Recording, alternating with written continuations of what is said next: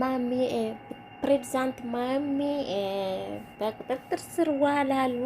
እንደገና ደግሞ ከፕሌን አልወርድም ያለች ዳንኤል በሀቢባ ቤት ተከሰሰ። ውድና የተከበራችሁ የቻናሌ ቤተሰቦቻችን እንዴት ናችሁ? እንግዲህ ዛሬ ሁለት ነገሮችን ይዤላችሁ መጥቻለሁ።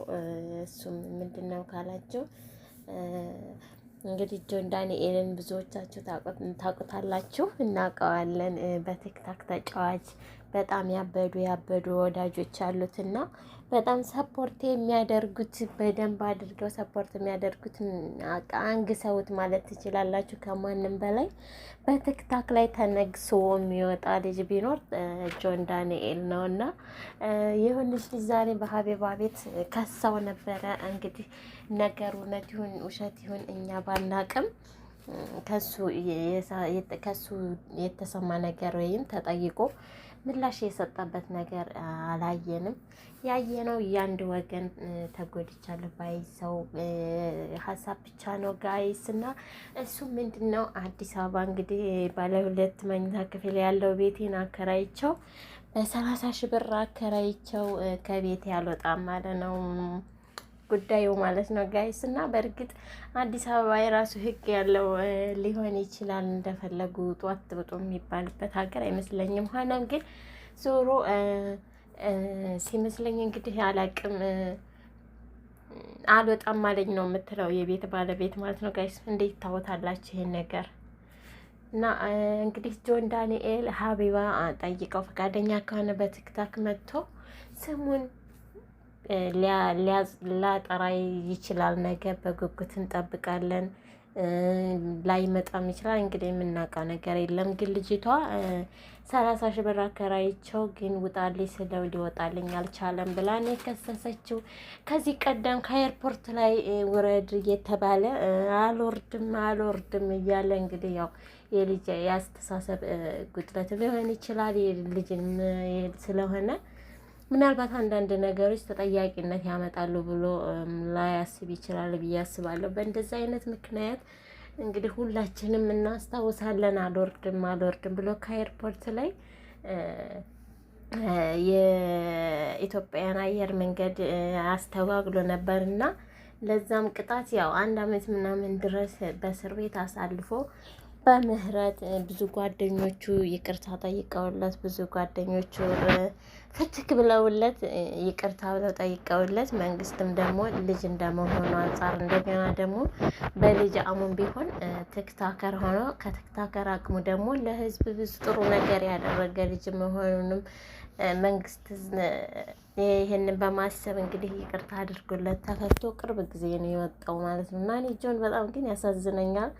ከዚህም እንዲያድግ ምኞቴ ነው። በጣም ያሳዝነኝ ነው። በቃ ይመቸኛልና ብዙ ወዳጅ አለው ጆን። በጣም ብዙ ልጆች ጊፍተር አስከብረውት ነው የሚወጡት ማለት ነው ጆንን። እንጃ በቃ ሴት እንኳ የሆነ የሚወደድበት እንግዲህ ለሆነ ምክንያት ነው ሊባል ይችላል። ግን የወንድ ተወዳጅነት በጆን ነው ያየሁት ቲክታክ ላይ እና እንግዲህ አላቅም እንደዚህ ተብሎ ተከሷል ማለት ነው። እናንተ ምን ትላላችሁ?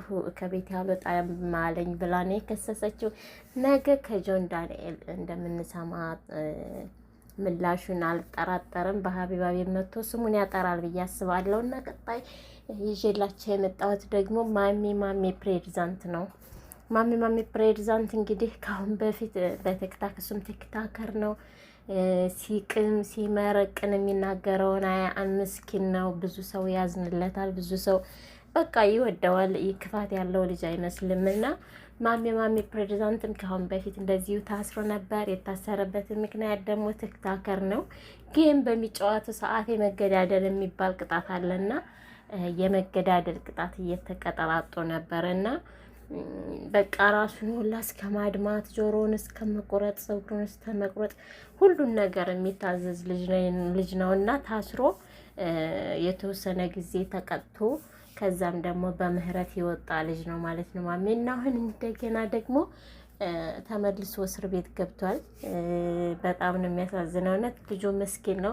በሚዲያ ላይ በጣም ነው የሚሰዳደቡት። በነገራችን ላይ ጌመሮች በጣም ይሰዳደባሉ። ሰው ለመሳብ ጊፍተሮች ለመሳብ እያሉ በጣም ነው የሚዘራጣጠቁት እና በዛ የተነሳ ይመስለኛል እኔ ቃሉን መድገም አልችልም። እንግዲህ በጣም አጸያፊ የሆነ ስድብ ናሆም ፋንቴን ሰድቦታል ማለት ነው። ምክንያቱም አንተ እና አወድና ናሆም ፋንቴ የሆነ እንትን ነገር ናቸው ብሎ ሰድቦ ነበረ እና ከዛም ናሆም ፋንቴ ይቅርታ እንዲጠይቀው 24 ሰዓት ሰጥቶት ነበረ። ማሜ በ24 ሰዓት ውስጥ የይቅርታ ቪዲዮ ባለመስራቱ እንግዲህ በቁጥጥር ስር ውሏል። ዛሬ ለናሆም ፋንቴ ብዙ ልጆች የይቅርታ ቪዲዮ እየሰሩለት ነው። ወንድሙ ሙባረክ መሰማም ይቅርታ ብሎ በብዙ ቪዲዮዎች ለምኖታል። እንግዲህ ናሆም ፋንቴ ይቅርታን ተቀብሎ ማስፈታት አለበት ብዬ አስባለሁ። ያን ካላደረገ ግን የምር ጨካኝ ነው። በቃ ሚስቱ ወታለች ከነ ልጁ ይቅርታ ጠይቃለች ማለት ነው በባሏ ፋንታና ናሆም ፋንቴ በቃ ይቅርብክ ልጁን አስፈታው ነው የምለው። እና ጋይስ ይህን ልጅ ላችሁ መጥቻለሁኝ። ሀሳቤን ከወደዳችሁት ላይክ ሰብስክራይብ አድርጉ። ማሜምና ደም ከእንግዲህ ወዳ ግን እንደ ትልቅ ሰው ማሰብ አለብክ ብዬ አስባለሁ። ሁልጊዜ እስር ቤት መግባት ይደብራል። በአንተ የተነሳ ሚስትህም ልጅህም መሰቃየት የለባቸውም። እርግጠኛ ነኝ የሚተዳደሩት በትክታክ ነው። ሁልጊዜ ትክታክ ላይ ነው የሚጫወተው እና ሚስቱ ዛሬ ወደ ትክታክ መታ ብዙዎችን አሳዝናለች፣ ይቅርታ ጠይቃለች። ልጁ በጣም ሲያምርና ሲያሳዝን እና ልጆችህን አሳድግ በሰላም በጨዋነት በተሞላ ነገር ትዳርክን ምራ ነው የምለው። ማሜ ፕሬድሳም እና ለሁላችንም መማሪያ ይሆናል። አንድን ሰው ስንናገር ስንትን ስንል ጥንቃቄ ባለው ነገር መነጋገር ተገቢ ነው ብዬ አስባለሁ። እንደዚህ በህግም በፈጣሪም ደግሞ ተጠያቂነት ያመጣብናል አንዳንድ መጥፎ ንግግሮች ብዬ ነው የምላችሁ። አብራችሁ ስለነበራችሁ አመሰግናለሁ።